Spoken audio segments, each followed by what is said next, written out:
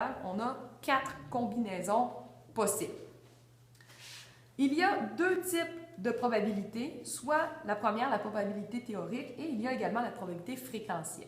Ce qu'on appelle la probabilité théorique, c'est un nombre qui quantifie la possibilité qu'un événement se produise. Donc, un nombre qui va me dire quelles sont les chances que l'événement arrive. Une probabilité s'écrit sous 3 formes, soit sous la forme d'une fraction, sous la forme d'un pourcentage, ou encore je pourrais l'écrire sous la forme d'un nombre décimal compris entre 0 et 1. Une probabilité théorique se calcule par la petite formule, soit le nombre de résultats favorables divisé par le nombre de résultats possibles. Par exemple, la probabilité d'obtenir un nombre pair lors du lancer d'un dé. Sur un dé, j'ai au total 6 résultats possibles, les chiffres de 1 à 6. Sur les 6, pour avoir des nombres pairs, j'aurai 2, 4 et 6. Donc, j'ai 3 résultats possibles. Donc, la probabilité serait de 3 sixièmes.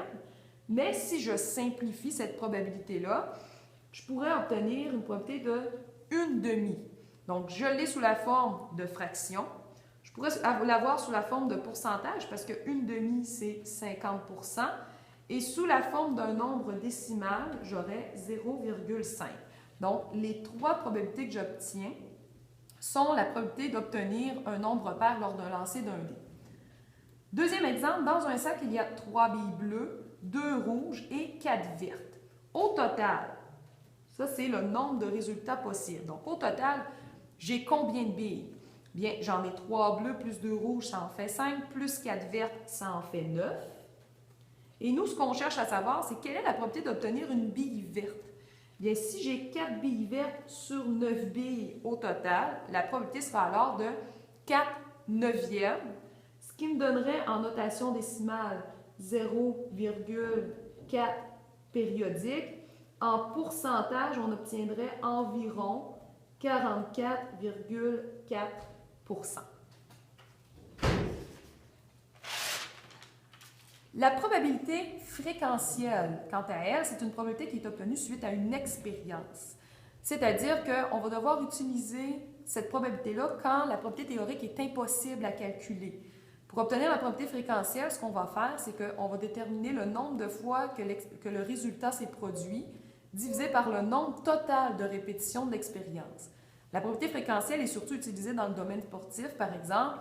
Pour connaître la probabilité qu'un joueur de hockey marque un but lorsqu'il lance au but, on doit faire des essais ou encore se fier à ses performances dans les dernières parties de l'équipe. Il y a 3 types d'événements. Il y a ce qu'on appelle les événements impossibles.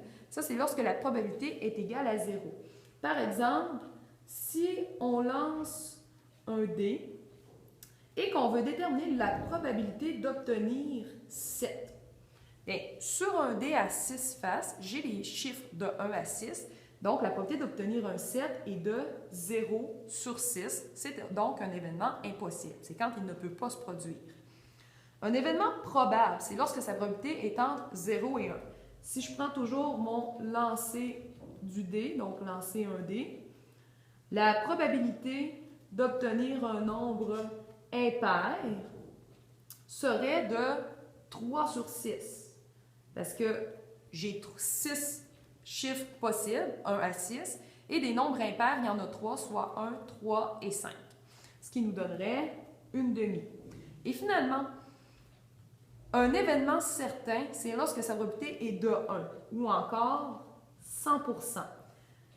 Toujours avec mon lancer de dé, lancer un dé, si je veux calculer la probabilité d'avoir moins de 7.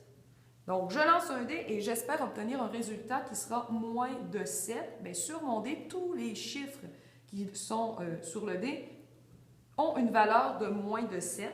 Donc, dans ce cas-ci, j'aurai 6 possibilités sur 6, ce qui me donne un entier ou encore 100%.